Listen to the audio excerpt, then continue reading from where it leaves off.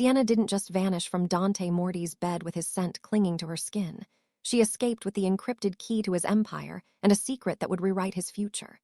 To the world, Dante was a predator who never lost a trail. To Sienna, he was the father of the child she was forced to steal away. She thought the city shadows could hide a ghost, but Dante didn't believe in ghosts. He believed in debt. And he was coming to collect the one thing she could never afford to pay back, his heir. Welcome to my channel. Don't forget to like and subscribe. The silk lace of Sienna's mask pressed into her skin, a physical reminder that she was someone else tonight. In the shadows of the Moretti estate, she was a ghost, a whisper in the halls, hired for her steady hands and her ability to vanish. The digital ledger, a cold, heavy weight in her hidden pocket, was finally hers. But then the flash of red security lights sliced through the corridor. The heavy thud of combat boots echoed against the marble. With her heart hammering against her ribs like a trapped bird, she ducked into the only unlocked door nearby. She expected a closet. She found a sanctuary of dark wood, expensive bourbon, and the overwhelming scent of cedar and cold iron. This was Dante Moretti's bedroom. "You're early for the tour." A low, melodic voice vibrated through the dark. Sienna froze. Dante stood by the floor-to-ceiling window, a glass of amber liquid in his hand.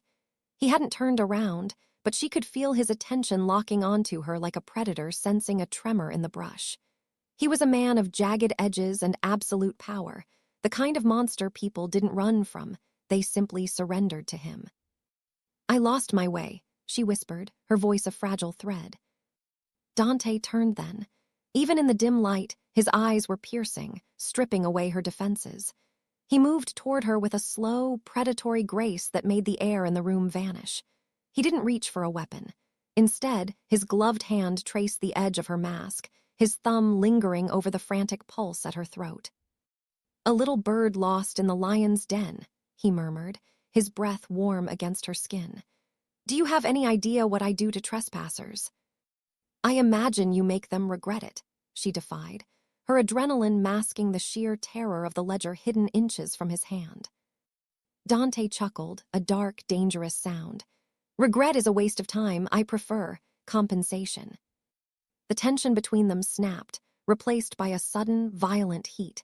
It wasn't just fear anymore. It was the intoxicating high of the heist clashing with the raw magnetism of the man who owned the very air she breathed. When he pulled her into him, Sienna didn't fight. She couldn't. To survive the night, she had to play the part of a woman captivated, even as her mind screamed that she was dancing on the edge of a blade. Hours later, the first gray light of dawn touched the velvet sheets. Dante slept with the stillness of a man who feared nothing. Sienna watched him for one heartbeat, the guilt of the theft twisting in her gut. She slipped out of the bed, her movements silent as a shadow. By the time the sun broke over the horizon, she was gone, leaving behind an empty safe, a citywide hunt, and a secret that was already beginning to grow inside her. The silence of the Moretti estate was shattered not by a scream, but by the soft, hollow click of an open safe. Dante stood before the recessed wall, his tailored shirt unbuttoned, the scent of the woman from the night before still haunting his skin. The digital ledger was gone. His empire's secrets, every bribe, every blood debt, every hidden asset, had vanished with the girl in the lace mask. His jaw tightened until the bone threatened to snap. He didn't roar for his guards, he simply stared at the empty velvet lining. The fury that rose in him wasn't born of the financial risk, but of the violation. He had let her in. He had felt the frantic rhythm of her heart and mistaken it for passion when it had been the calculated hum of a thief. "Find her," Dante said, his voice a low, terrifying calm as his lead enforcer entered the room. "I don't care if you have to tear the city up by its roots. I want the girl, and I want her alive. No one outmaneuvers me and lives to tell the tale." Miles away, in a cramped apartment where the heater rattled like a dying man, Sienna sat on the edge of a stained porcelain tub. The air was thick with the smell of cheap bleach and old wood. In her hand, the plastic stick felt heavier than the ledger she had tucked beneath the floorboards. Two pink lines stared back at her, a cruel, undeniable verdict. A gasp escaped her lips, her hand instinctively flying to her flat stomach. The adrenaline that had carried her through the heist soured into a cold, paralyzing dread.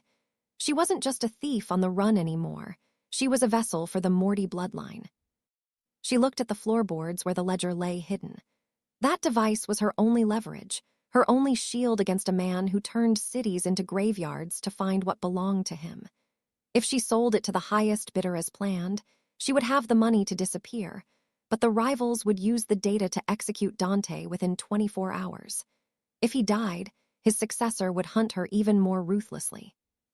But if she kept it, she remained the primary target of the most dangerous predator in the underworld. She was caught between a ghost and a monster.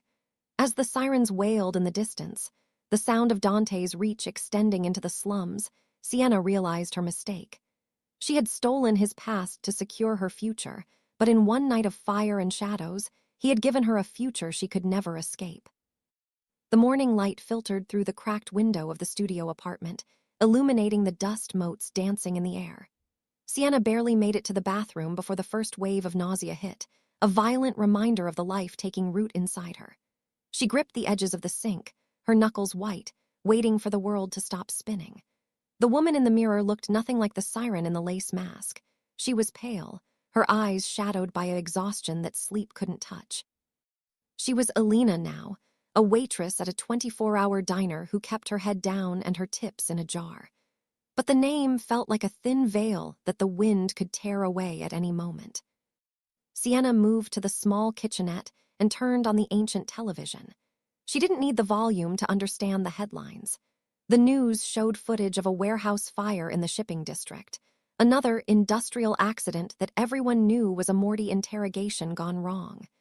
Dante was dismantling the city brick by brick, looking for the ghost who had dared to rob him. He wasn't just searching for a ledger. He was hunting for the blow to his pride, and he was doing it with a cold, systematic brutality that terrified her. She looked down at her stomach, her hand trembling as it rested over her womb. Every time she saw his face on the screen, those sharp, aristocratic features and eyes like polished flint, she felt a traitorous spark of the heat that had consumed them. But it was quickly extinguished by reality. If Dante found her, he wouldn't see a woman. He would see a thief who had stolen his property and a child who was his by right of blood. He would wrap the baby in silk and steel, raising another soldier for a war that never ended.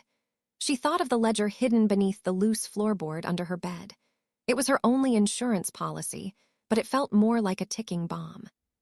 She couldn't stay here. The diner was already whispering about the new girl, who looked a little too much like the sketches being circulated in the darker corners of the city. But she couldn't run far, not with the morning sickness pinning her down and her bank account dwindling. "I won't let him have you," she whispered into the empty room, the vow tasting like copper and salt. "I won't let you be born in a cage." She knew she was lying to herself. Dante Moretti didn't lose what was his, and as the sirens grew louder in the distance, Sienna realized that hiding was no longer an option. She had to move, or she had to fight. And she was beginning to realize that against a man like Dante, they were exactly the same thing. The rumors hit the streets like a slow-acting poison, eventually trickling down to the grease-stained counters of the diner where Sienna worked. A high-stakes broker for the Cavallero family, Dante's most bitter rivals, was looking for a specific digital asset and was willing to pay 7 figures for a ghost to deliver it. Sienna felt the blood drain from her face as she wiped down a table. It was the exit strategy she had prayed for, yet it felt like a noose tightening around her neck. If the Cavalleros got the ledger, Dante was a dead man. They wouldn't just use the data to squeeze him, they would use it to erase him. And if Dante fell, the protection of the shadows would vanish. The rivals would hunt her down to ensure no witnesses remained. She couldn't let the ledger fall into their hands, but she couldn't keep it anymore either. The rendezvous was set for a derelict shipyard at the edge of the harbor, a place where the fog rolled in thick enough to swallow secrets. Sienna arrived with the ledger tucked into the small of her back, her heart drumming a frantic, uneven rhythm. Every instinct she possessed screamed that the air was too still, the silence too heavy. She reached the designated shipping container, her hand hovering over the rusted handle. "I have what you want," she called out, her voice trembling despite her efforts to remain the ghost. The door didn't creak open. It was thrown wide from the inside. But there was no Cavallero broker waiting in the dark. Instead, the floodlights of 3 black SUVs snapped on simultaneously, blinding her. Sienna stumbled back, shielding her eyes as the rhythmic click of expensive leather soles on gravel cut through the hum of the nearby tide. The silhouette was unmistakable, broad-shouldered, towering and radiating a lethal, predatory calm. "A buyer, Sienna." Dante's voice drifted through the light, smooth and cold as a razor's edge. "You should have known I don't let anyone else bid on what belongs to me." The light hit his face, revealing eyes that weren't filled with rage, but with a terrifying, triumphant satisfaction. He looked at her not as a lover or even a thief, but as a prize that had finally been cornered. Sienna's hand moved instinctively to her stomach, a protective gesture she couldn't suppress. Dante's gaze dropped to her midsection, his eyes narrowing as he caught the subtle movement. The air between them hummed with a new, dangerous electricity. "The hunt is over, little bird," he murmured, stepping into her personal space until the scent of his cologne, cedar and dark tobacco, overwhelmed her senses. "Now we discuss the interest you've accrued on my debt." The Moretti estate was no longer a dream of silk and masquerades. It was a fortress of cold stone and unforgiving iron. Dante didn't speak as he led Sienna through the vaulted hallways, his grip on her arm firm enough to bruise, yet he didn't drag her. He didn't have to. The sheer weight of his presence was enough to pin her lungs against her ribs. He threw open the doors to his private study, the very room she had violated, and gestured to a high-backed leather chair. "Sit," he commanded. The word wasn't a request, it was an ultimatum. He paced before her, a caged tiger with the scent of blood in the air. For an hour, he stripped her life apart with questions. He demanded names, the identity of her handlers, the encryption codes for the ledger. Each time she remained silent, his shadow seemed to grow darker, his voice dropping to a terrifying, lethal whisper. He leaned over her, his hands slamming onto the armrests of her chair, his face inches from hers. "I can be patient, Sienna, or I can be cruel," he hissed, his eyes searching hers for a flicker of the girl he had held in the dark. "Don't make me choose cruelty."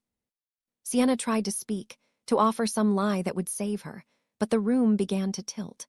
The stress of the hunt, the lack of food, and the overwhelming surge of hormones finally took their toll.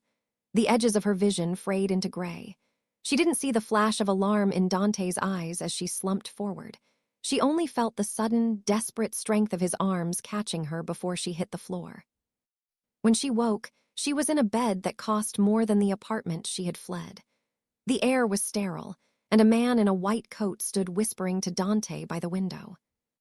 Dante turned. The predator was gone, replaced by a man who looked as though he had been struck by lightning. He approached the bed with hesitant, heavy steps, his gaze fixed on her stomach as if he could see through her skin. "The doctor says your vitals are low," Dante said, his voice gravelly and stripped of its usual steel.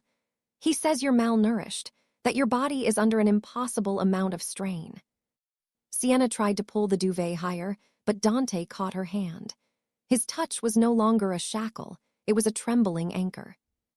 "He told me why you didn't break, Sienna," Dante murmured, his eyes locking onto hers with an intensity that made her breath catch. "He said you weren't fighting for your life. You were protecting the life inside you." The silence that followed was deafening. The digital ledger lay forgotten on a nearby table, its secrets suddenly trivial. Dante Moretti, a man who built his empire on the death of others, reached out and placed a tentative, heavy palm over her abdomen. In that moment, the power shifted. The thief was no longer a prisoner, and the boss was no longer just a king. He was a father, and the realization paralyzed him more than any bullet ever could. The atmosphere in the Moretti estate shifted from the cold dread of an interrogation to the suffocating stillness of a pact.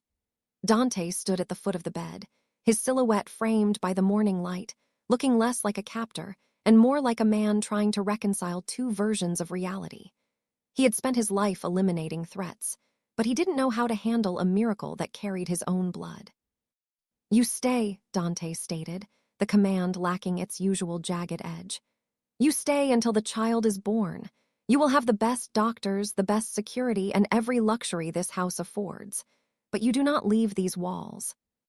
Sienna pushed herself up against the silk pillows, her pale face set with a defiance that hadn't wavered despite her exhaustion. I don't care about luxury, Dante. I want a trade. You want your heir.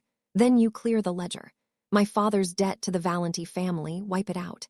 Give my family their lives back, and I will give you the months you're demanding. Dante studied her, his eyes tracing the hollows of her cheeks. He had assumed she was a mercenary, a girl looking for a payday that would last a lifetime. To hear she had risked his wrath for a debt that wasn't even her own caused a tectonic shift in his perception of her. Consider it done, he said quietly. The Valentis won't breathe the same air as your father by sunset. As the weeks bled into a month, the gilded cage began to feel less like a prison. They lived in a strange, domestic orbit. Dante, usually a man of shadows and violence, found himself returning to the estate earlier each night. He watched her in the gardens, her silhouette softening as the pregnancy progressed. He found her one evening in the library, hunched over the very ledger she had stolen, her finger tracing the digital entries. "Why this?" he asked, leaning against the doorframe. "You could have stolen diamonds. You could have taken the cash from the safe." "Money disappears," Sienna replied without looking up. "Information is the only thing that keeps people like you at bay. I didn't want to be rich, Dante. I wanted to be untouchable." He moved closer, his hand coming to rest on the back of her chair. For the first time, he didn't see the thief who had slipped through his fingers at dawn. He saw a woman who had played a high-stakes game with the devil and held her own. She was a strategist, a survivor, a woman who possessed the steel required to wear a crown she had never asked for. The walls he had built around his heart, mortared with blood and silence, began to crumble. She wasn't just the mother of his child. She was the only person in the city who truly understood the weight of the power he carried. The ballroom was a sea of velvet and venom, a high-stakes gathering of the city's most dangerous predators. Dante moved through the crowd with Sienna on his arm, his hand resting possessively on the small of her back. She was draped in midnight silk, her growing bump hidden beneath the elegant fall of the fabric, but to the sharp eyes in the room, she was a flashing beacon. For the first time in his reign, Dante Moretti had a heart, and every rival in the room could see exactly where to strike it. "Stay close," Dante murmured, his voice a low vibration near her ear. He didn't look at her. His eyes were busy scanning the balconies, the waiters, the way hands drifted toward the inner linings of jackets. "I'm not a porcelain doll, Dante," Sienna replied, her voice steady despite the adrenaline prickling her skin. "I know how this world works. They aren't looking at your power tonight. They're looking for your crack in the armor." The attack came during the first toast. It started with the shattered glass of a chandelier, a crystalline rain that preceded the heavy bark of a suppressed weapon. Screams erupted as the lights flickered and died, plunging the gala into a chaotic strobe of muzzle flashes. Dante's security detail moved to form a perimeter, but the assassins had anticipated the formation. They were coming from the service entrances, cutting off the exits. "Down," Dante commanded, trying to shield her with his body. But Sienna didn't drop. She grabbed his arm, pulling him toward a narrow alcove behind a heavy tapestry. "The service elevator is rigged, Dante. I saw the maintenance light flickering when we walked in. It's not a malfunction, it's a sensor. Don't go that way." She guided him through the darkened maze of the kitchens, her memory of the blueprints, the ones she'd memorized back when she was just a ghost, snapping into focus. When a gunman stepped into their path, she didn't scream. She grabbed a heavy copper pot from the rack and swung with a desperation that sent the man reeling, giving Dante the split second he needed to draw and fire. They reached the armored car in the alley, breathless and painted in the grime of the escape. As the engine roared to life, Dante didn't reach for his phone to call for a retaliatory strike. He turned to her, his chest heaving, his eyes wide with a realization that transcended the heat of the moment. He had spent months obsessed with the ledger, convinced that his power resided in the secrets she had stolen. But as he looked at her, the mask of the Alina long gone, replaced by a woman who had fought at his side, the ledger felt like ash. He didn't want the data back. He didn't want the leverage. He wanted the woman who was the only one brave enough to stand in the line of fire with him. The piece they had built was a glass house, and it shattered in the dead of a Tuesday night. The rival boss, Valenti, had waited until the exact moment Dante's guard was lowered, not by arrogance, but by the quiet intimacy of a life he was finally learning to love. When Dante returned to the estate to find the heavy oak doors splintered and the nursery to be empty, the roar that left his throat shook the very foundations of the city. The ultimatum arrived an hour later, a video of Sienna, bound and pale, sitting in a warehouse that smelled of salt and old blood. Valenti's voice was a jagged rasp over the speaker. "The Morty territory, Dante. Every port, every contract, every street corner. Signed over by dawn, or I erase the bloodline you're so desperate to protect." It was a choice that should have been impossible for a man like Dante. He had spent 15 years building an empire out of ash and bone. His name was the law, his reach was absolute. To surrender, it was to become a ghost, a man with a target on his back and no army to shield him. But as he stared at Sienna's face on the screen, the way she kept her chin tilted high even in the face of death, he realized the empire was nothing but a graveyard without her. By the time the sun began to bleed over the harbor, the transfer was complete. Dante stood in the center of the derelict shipyard, alone and unarmed, having dismantled a decade of conquest in a single night. The Mafia world watched in stunned silence as the king burned his own throne to the ground. When Valenti finally shoved Sienna toward him, her footsteps were heavy and uneven. Dante caught her, his arms wrapping around her with a ferocity that defied the gunmen circling them. He didn't look at the territory he had lost or the men who now claimed his crown. He buried his face in the crook of her neck, his hands trembling as they moved to her stomach to find the steady, rhythmic kick of his air. "You gave it all away," she whispered, her voice thick with tears as she gripped his shirt. "Dante, you have nothing left." He pulled back, his eyes burning with a terrifying, absolute clarity. For the first time in his life, the cold weight of the Morty crown was gone, replaced by a lightness he didn't know he was capable of feeling. He looked at the woman who had stolen his ledger and ended up stealing his soul. "I have everything," he murmured, his voice a vow that carried more weight than any empire ever could. "Let them have the streets, Sienna. I'm taking my family home." The dust of the shipyard had barely settled when the world learned that Dante Moretti was most dangerous when he had nothing left to lose. He had surrendered his titles, but he had kept his loyalists, the men who followed the man, not the throne. In a single, surgical strike that lasted less than an hour, the rivals who had dared to touch Sienna were erased from the map. The city didn't just witness a transition of power, it watched a massacre of those who mistook a father's sacrifice for a king's weakness. When the smoke cleared, Dante brought Sienna back to the estate. The house was quiet, stripped of the frantic energy of war. He led her into his study, the room where their story had begun in the shadows of a masquerade. On the desk sat the digital ledger, its screen dark, its secrets intact. Beside it lay a set of keys and a passport in her real name. Dante stood by the window, his back to her. The broad set of his shoulders seemed burdened by a weight that no empire could impose. "The Valenti name is gone," he said, his voice a low, tired rasp.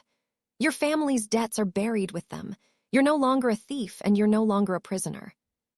He turned then, and for the first time, Sienna saw a vulnerability in him that was more striking than his violence. He gestured toward the desk. "The ledger is yours. The door is open. I gave up the territory to ensure your safety, but I won't force you to live in the wreckage of my life. You can take the child and go. You'll be hidden, protected, and free." Sienna looked at the open door, then at the man who had burned his world to the ground to keep her heart beating. She thought of the ghost she used to be, running from shadows, living on adrenaline and lies. She looked at the ledger, the object she once thought was her only shield. Slowly, she walked toward the desk. She didn't pick up the passport. Instead, she took the ledger and dropped it into the fireplace, watching as the blue flames licked the casing until the screen shattered and the data turned to ash. "I'm tired of running, Dante," she whispered, stepping into his space until she could feel the heat radiating from his chest. "And I don't want to be a ghost anymore."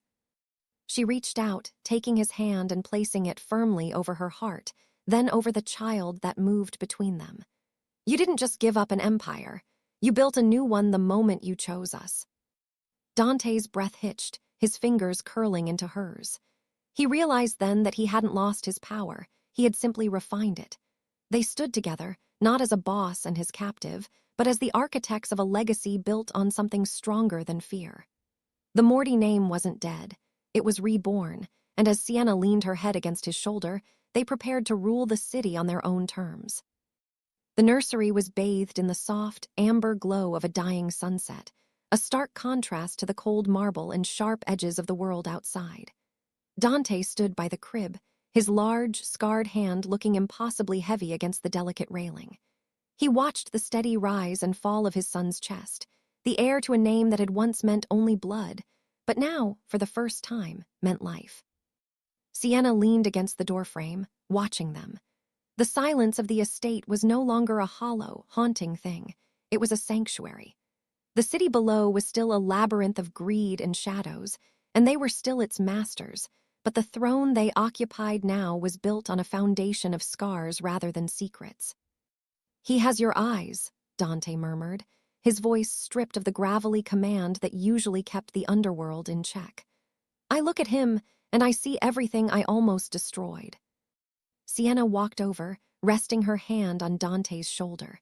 "We both almost destroyed ourselves, Dante. We thought power was something you take. We thought survival was something you do alone." The lesson had been written in the fire of the shipyard and the ash of the ledger. Power, they had learned, was a lonely throne if it wasn't balanced by the weight of a soul. Dante had spent his life believing that a legacy was a body count or a bank account, but as he looked at the child sleeping before him, he realized a true legacy was the character of the person you left behind. He had burned an empire to save a family, and in doing so, he had discovered that the only power worth having was the power to protect what was innocent. Sienna, too, had learned the cost of her freedom. Running had only made her a ghost. It was standing her ground, choosing to be vulnerable in the arms of a monster, that had finally made her whole. She had stolen his past to secure a future, but she found that a future was only worth having if you had someone to share the weight of it. "The crown is heavy, Sienna," Dante said, turning to look at her, his expression one of somber, absolute devotion. "It always will be. There will be new enemies, new debts, and new shadows." "Let them come," she replied, her voice a steel-edged promise. "We aren't ghosts anymore, and we aren't alone. We know the price now." They stood together in the quiet room, two survivors who had found peace in the heart of a storm. They knew that the world would never truly be safe, but they had learned the ultimate truth of their dark world. That loyalty cannot be stolen, and love is the only debt that can never be fully repaid. It was a heavy lesson, bought with fire, but as they looked at their child, they knew it was the only one that mattered. Dante sacrificed his empire for love, but was it enough? A new shadow is rising, and the Morty legacy is about to be tested like never before. If you think Dante made the right choice, smash that like button. And if you're ready for the next heart-pounding story, hit subscribe and turn on notifications so you never miss a beat of the drama.